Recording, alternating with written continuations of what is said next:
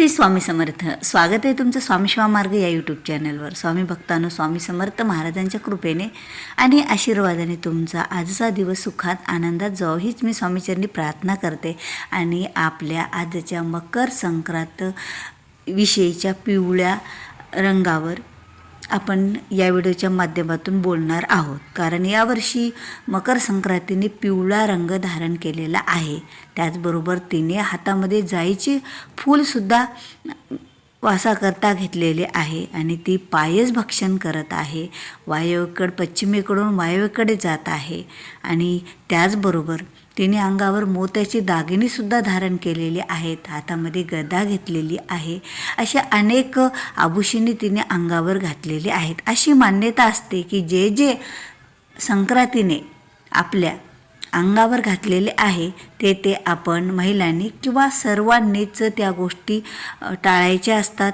त्या गोष्टी धारण करायच्या नसतात. त्या गोष्टी खायच्या नसतात, निदान मकर संक्रांतीच्या दिवशी तरी. त्यामुळे अशुभ घटना घडण्याचीही शक्यता असते. तर असो, आता मकर संक्रांती यावर्षी तर पिवळ्या रंगावर आलेली आहे. त्यामुळे महिलांनी हे 5 नियम पाळायचे आहेत. आता पिवळ्या रंगाचे दागिने असतात. मग आता तरीही आपण पिवळ्या रंगाचे दागिने घालू शकतो. कारण आपल्या अंगावर जे सौभाग्याचे दागिने, मंगळसूत्र, काळी पोत हे तर आपल्या अंगावर असणारच आहे. त्यामुळे आपण पिवळ्या रंगाचे दागिने बिनधास्तपणे घालू शकतो. पण संक्रांतीने मोती धारण केलेल्या असल्याकारणाने मोत्याचे दागिने आपल्याला टाळायचे आहेत. बघा, जे पांढऱ्या मण्यापासून बनलेले मोती, आता मोती म्हटलं तर सगळ्यांनाच लक्षात येतात. आणि ते मोती ओरिजिनल असो किंवा डुप्लिकेट असो, आपण तेवढ्या दिवसापुरतं मोत्याचे दागिने अंगावर वापरायचे नाही आहेत. ही गोष्ट आपल्याला आवर्जून टाळायची आहे. कारण ज्या वस्तू संक्रांतीने घातलेल्या असतात त्या वस्तू आपल्याला निदान संक्रांतीच्या दिवशी तरी परिधान करायच्या नसतात. आणि त्याचबरोबर मकर संक्रांतीची जी किंक्रात असते त्या दिवशी आणि आदला दिवस जो भोगीचा असतो त्या दिवशी, हे निदान 3 दिवस तरी आपल्याला मकर संक्रांतीने घातलेला रंग, तिने घातलेले दागिने, आभूषणे, तिने खात असलेल्या गोष्टी या दिवशी घरामध्ये करायच्या नाही आहेत. आवर्जून ह्या गोष्टी आपल्याला टाळायच्या आहेत आणि हे नियम पाळायचेच आहेत. आता दागिने तर घालायचं, तर मग आता हळद ही सुद्धा सौभाग्याचेच आहे. कारण हळदी कुंकू हेच तर संक्रांतीचा खरा मान असतो. हळदी कुंकू आपण आपल्याकडे आणि देवालासुद्धा हळदी कुंकू अर्पण केल्याशिवाय आपण विडादान, वाणदान किंवा महिलांनासुद्धा हळदी कुंकू दिल्याशिवाय आपण करू शकत नाही. तर हळदीचा रंग तर पिवळा आहे. मग आपण हळद ही लावू शकतो का नाही किंवा हळदीचं वाण देऊ शकतो का नाही? तर आपण हळदीचं वाण देऊ शकतो. कारण हळद ही तिचा रंगच हा पिवळा आहे. कारण पिवळ्या हळदीपासूनच आपण कुंकू पण बनवत असतो. हळदीपासूनच कुंकूसुद्धा बनवलं जातं लाल. आणि हळद आणि कुंकाशिवाय कुठलीही पूजा संपन्न होत नसते.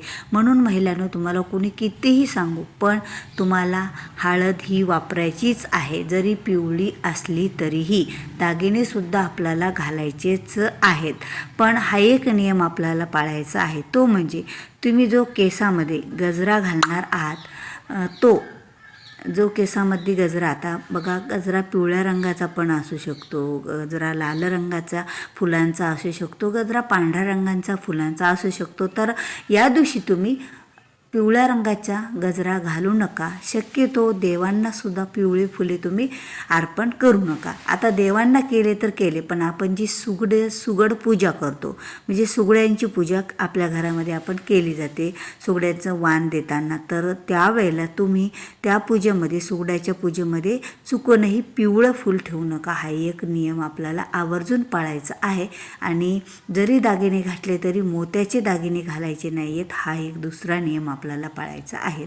आता प्रश्न येतो की पिवळ्या रंगाची साडी घालायची नाही आहे, तर कुठल्या रंगाची साडी घालावी? मग काळा रंग हा संक्रांतीला शुभ मानला जातो. मग काळ्या रंगाची साडी घालावी का नाही? बघा महिलांनो, असं म्हटलं जातं की मकर संक्रांतीला काळ्या रंगाची साडी घालावी का नाही हाही प्रश्न पडतो. पण मला सांगा, किती अशा महिला आहेत की काळा रंग संक्रांतीला जरी घालत असला तरीही आपण वाण देताना काळ्या रंगाची साडी घालतो का? काळ्या रंगाची साडी आपण चुकूनही वाण घालतच नसतो, जरी हा काळा रंग शुभ संक्रांतीला मानत असला तरीही. आपण काळ्या रंगाची साडी घालून, काळ्या रंगाचे कपडे घालून एखादे फोटोशूट करू शकतो, व्हिडिओ शूट करू शकतो, किंवा ज्या दिवशी तुम्ही तुमचं हळदी कुंकू ठेवलेलं आहे त्या दिवशी तुम्ही एखादी काळ्या रंगाची साडी तुम्ही घालू शकता. पण सुगड्याचं वाण देताना आपल्या साडीवर जर थोडासा काळ्या रंगाचा ठिपका, कुठेतरी कलर असेल तर ती साडी आपण घालू शकतो, पण पूर्णच काळ्या रंगाची साडी ही आपण घालायची नसते मकर संक्रांतीला सुगड्याचं वाण देताना बघा. आणि कुणीही घालतच नसेल, 90% महिला तर काळ्या रंगाची साडी घालून वाण देतच नाही आहेत आणि त्या दिवशी मकर संक्रांती दिवशी त्या घालतच नाही आहेत. तर आपल्याला काळ्या रंगाची, पूर्णतः काळ्या रंगाची साडी घालून वाण द्यायचं नाही आहे. तिच्यासोबत दुसरा रंग हा अवेलेबल लागतोच, त्या साडीमध्ये दुसरा रंग हा यायलाच हवा, तरच आपण ती साडी घालून वाण घालू शकतो. हा एक नियम आपल्याला पाळायचाच आहे. आता तिसरा नियम झाला. आता चौथा नियम काय? आता पिवळ्या रंगाचं त्या दिवशी स्वयंपाकात काही करायचं का नाही बघा. या दिवशी तर आपण खीर किंवा दुधापासून बनवलेले पायस, बासुंदी हे पदार्थ तर टाळायचेच आहेत, कारण ती पायस म्हणजे खीर ही खात असल्या कारणाने. आणि बघा, तुम्ही पिवळ्या रंगाचे मग पदार्थ कोणते टाळायचे आहेत बघा. पिवळ्या रंगाच्या डाळीपासून तर आपण या दिवशी पुरण करणारच आहोत, पण तिचा रंग हा ओरिजिनल पिवळाच असल्या कारणाने आपण पिवळ्या रंगाचा गूळ, पिवळ्या रंगाच्या डाळीपासून बनवलेला पुरणाचा नैवेद्य ह्या गोष्टी आपण करू शकतो. बघा, ज्या गोष्टीला रंग देऊन तयार केलेला आहे त्या गोष्टी आपल्याला टाळायच्या आहेत. जसे की बघा, आपल्याला एखादी आपण पदार्थ केलेला आहे आणि त्यामध्ये आपण पिवळा रंग टाकायलो आणि तो पदार्थ बनवला. जसं की आपल्या घरामध्ये पेढा होत आहे आणि पेढ्यामध्ये तुम्ही पिवळा रंग घालायला, तर पिवळ्या रंगाची मिठाई आपल्याला वापरायची नाही आहे, ते रंग टाकून तयार करायची नाही आहे. पण पिवळ्या रंगापासून बनवलेली पुरणाची पोळी, आता पिवळा रंग हा गुळाचाही असतो, तर मग या दिवशी आपण गूळ खावा का? तर आपल्याला अवश्य या दिवशी गूळ खायचाच आहे. तिळगुळाचे लाडू पण आपल्याला बनवायचेच आहेत. तो पिवळा रंग आपण पाळायचं नाहीत, फक्त पिवळ्या रंगाच्या मिठाई बनवायच्या नाही आहेत घरात आणि नैवेद्यात ठेवायच्या नाहीत. हा एक चौथा नियम पाळायचा आहे.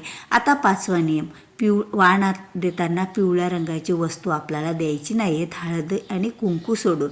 मग या दिवशी तुमच्या पिवळ्या रंगाचं तुम्ही एखादी वस्तू वाणात देण्यासाठी खरेदी केलेली असेल, मग आपण बऱ्याच वस्तू खरेदी करतो, वेगवेगळ्या प्रकारे वाण देतो. आता तर प्लास्टिकच्या वस्तूंचं पण वाण देण्याचं चाललेलं आहे, त्यामुळे त्यामध्ये पिवळ्या रंगाच्या वस्तू तुम्ही टाळा.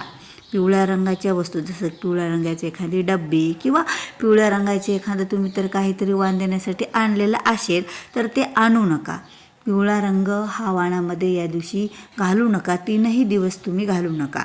म्हणजे पिवळ्या रंगाचं वाण द्यायचं नाही. हे 5 नियम आपल्याला आवर्जून पाळायचे आहेत आणि ह्या गोष्टी आपल्याला टाळायच्याच आहेत आणि काही गोष्टी आपल्याला आवर्जून करायच्यासुद्धा आहेत. त्या म्हणजे की हळदीपासून हळद ही आपल्याला वाणात द्यायची आहे, हळदी कुंकू लावायचं आहे.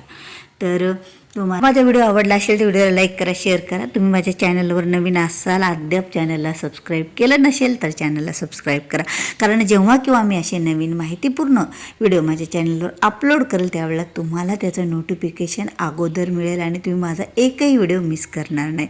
तर भेटूया पुन्हा अशाच माहितीपूर्ण व्हिडिओ घेऊन. तोपर्यंत श्री स्वामी समर्थ.